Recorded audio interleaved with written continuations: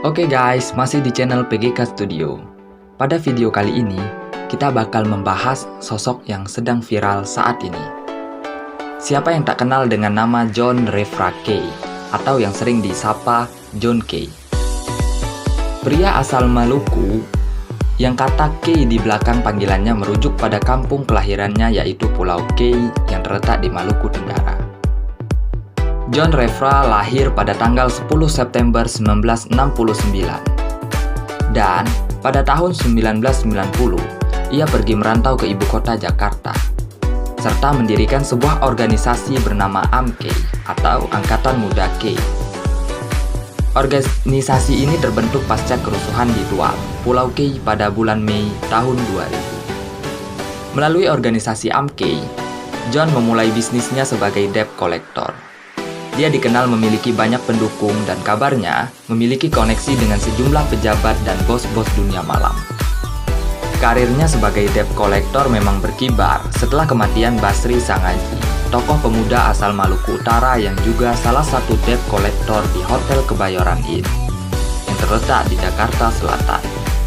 Sebelumnya kelompok John Refra Kay dan Basri Sangaji saling bersaing memperebutkan nama besar di Jakarta. Namun, namanya kerap dikaitkan dengan pembunuhan Basri Sangaji. Hal ini bermula setelah terjadinya bentrokan antara kelompok John Kay dengan kelompok Basri Sangaji. Saat itu kelompok Basri Sangaji tengah bertugas sebagai security di salah satu diskotek stadium di Jakarta Barat. Dua anak buah Basri Sangaji tewas dan belasan terluka. Kasus ini pun kemudian disidangkan di Pengadilan Negeri Jakarta Barat. John Refra Kay atau John Kay menjadi santer terdengar karena ia ditangkap oleh pihak kepolisian karena dugaan pembunuhan terhadap Direktur Tan Hari Tantono, Direktur Sanextel Mandiri. Ia ditangkap pada tanggal 17 Februari tahun 2012 oleh Gabungan Subdit Umum dan Subdit Resmo Polda Metro Jaya. Atas kasus pembunuhan terhadap Direktur PT Sanextil Indonesia, Tan Hari Tantono, John Refra Kay atau John Kay divonis 12 tahun penjara dengan dijerat pasal 340 KUHP tentang pembunuhan berencana. Kemudian pada Juli 2013, ia dijatuhi hukuman lebih berat oleh Mahkamah Agung, yakni dari 12 tahun menjadi 16 tahun penjara. Atas hukuman tersebut, John Kay kemudian dipindahkan dari Rumah Tahanan Negara Salemba, Jakarta ke Lapas Permisan Nusa Kambangan, Cilacap, Jawa Tengah.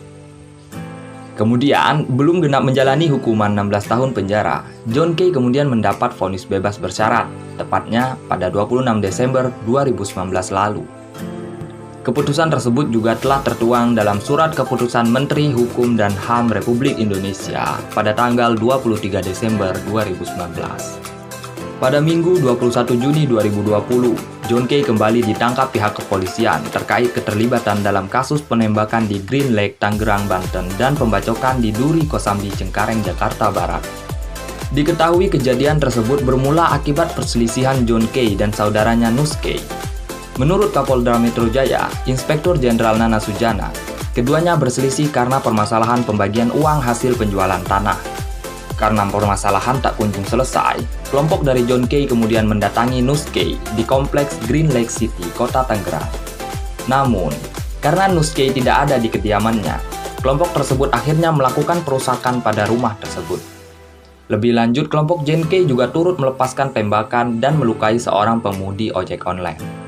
Selanjutnya, kelompok dari John Kay juga terlibat dalam aksi kejar-kejaran dengan kelompok Nus Kay di Duri Kosambi, Cengkareng, Jakarta Barat. Kejadian tersebut menyebabkan dua anak buah Nus Kay tewas akibat menderita luka bacok.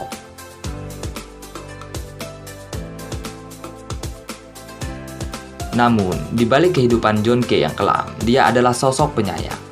Kedermawanan John dengan adanya pembangunan sebuah gereja dan rumah pastur di kampung halamannya di Pulau Kay. John di sana menjadi penasehat pembangunan gereja. Selain membangun gereja, John juga memutuskan untuk membantu 20 rumah warga di Pulau Kay yang masih beratapkan jerami. Dia juga sempat membantu Umar Kay, keponakan John Kay, dengan memberikan lampu-lampu taman di halaman masjid. Selain itu, sosok John Kay merupakan sosok yang selalu rindu masakan istrinya. Usai divonis bersalah dan dijatuhi hukuman penjara selama lebih dari 7 tahun, John Kay dinyatakan bebas bersyarat dari lapas Nusa Kambangan. Selama waktu tersebut, masakan istri merupakan hal yang paling ia rindukan. Menjalani hukuman penjara selama lebih dari 7 tahun, membuat waktu kebersamaannya dengan keluarga menjadi berkurang. Usai bebas, dirinya mengaku ingin menghabiskan waktu dengan istri dan ketiga anaknya. Membina rumah tangga bersama istri membuat John Kay dianugerahi 3 anak. Anak-anaknya yakni bernama Maria Erviliana Refra, Iser Harel Refra, dan yang terakhir yaitu Teresia Ferenci Refra. Memiliki istri yang selalu mendampingi dan tetap kuat merupakan salah satu motivasi John untuk bangkit kembali. Bahkan, John merasa bersyukur memiliki seorang istri yang selalu ada di setiap jatuh bangunnya. Saya punya istri yang begitu kuat menghadapi cobaan hidup selama saya hidup di dunia keras maupun saya di penjara. Begitu tutur John Kay. Maka tak heran sosok John Kay menjadi idola di dalam keluarganya.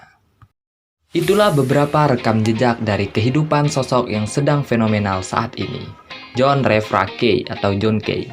Semoga bisa bermanfaat untuk kita semua, dan sampai jumpa di video berikutnya. Thank you!